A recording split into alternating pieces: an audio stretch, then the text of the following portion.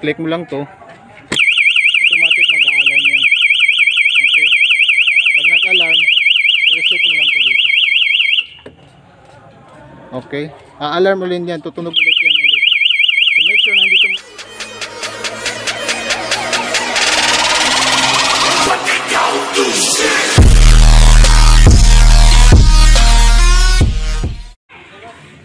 This is electrical installation and maintenance, fire alarm installation.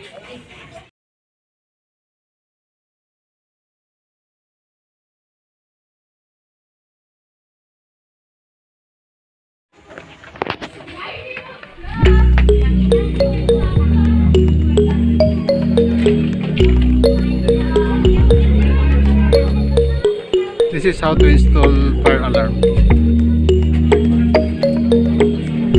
This is our trainees for EIM in C2 fire alarm installation.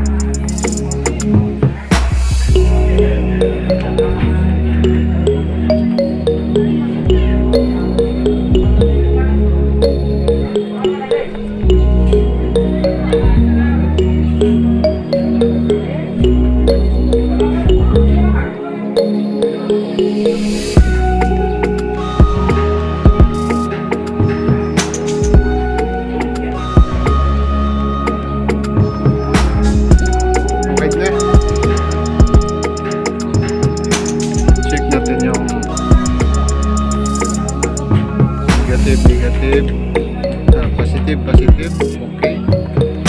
Negative, negative, okay. Ngayon yung connection na lang sa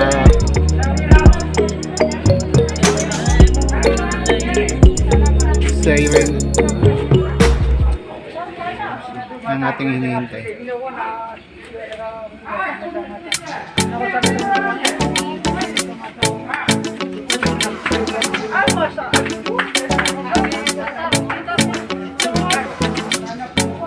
Okay na? So, i-check natin kung tama yung connection. Ito, nag-marking ako ng black for negative. Black for negative. Red, white for positive. Okay. Dito, black for negative. Red for positive. Okay. Ngayon, subukan na natin ha. Halika dito. Ngayon, isasaksak na natin sa source. Okay? So, ito yung source natin. Actually, itong fire alarm, pag easy, kahit baliktaran yan, negative, positive. Okay? Pero ipapakita lang natin dito paano i-check asan yung negative at saka positive. Una, yung tester natin, ilagay natin sa ECB. Pag live, dapat na ECB. So, yung isang test probe, isaksak natin sa kaliwa. So, yun, ipapasok natin yung isang test probe. Make sure na naka ECB siya. So tapos hawakan natin yung kabila. So hindi gumalaw, ibig sabihin negative yan or neutral. So isaksak na naman natin sa kabila yung test probe. Now, hawakan natin. See? Gumana. Gumana yung needle niya. Ibig sabihin, ito yung positive. Dito kasi sa Mindanao, especially dito sa BARM, may neutral at saka positive. Sa ibang place like Iligan, lahat yan may kuryente 110, 110. So, saksak na natin. Ayan, saksak na natin. Siyempre, palagi natin unahin yung negative. Next, yung positive. Pwede natin ilagay dito, pero to make sure na hindi magka-short circuit, dito natin ilagay sa baba. Why? Sumangapad na siya. Sumangako na natin. Why? So, start na natin.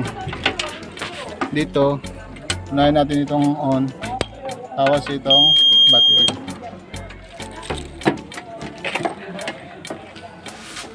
Now, manual, pag makakita tayo ng usok or apoy, siyempre manual. Mayroon tayong manual station dito. Click mo lang to. Automatic mag-a-alarm yan. Okay. Pag nag-alarm, reset mo lang to dito.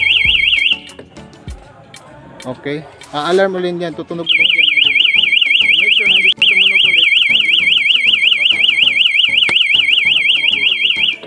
Ayan. Tapos yung sample kasi natin dito is heat smoke detector. At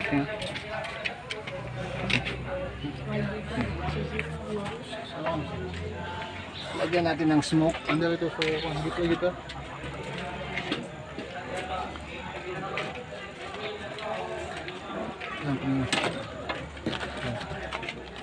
Okay. Para ma-detect nga yung usok. Automatic. Pag natitik niya yan, mag-a-alarm yan. Tutunog yung A few moments later. siren. Oh my God! Wow!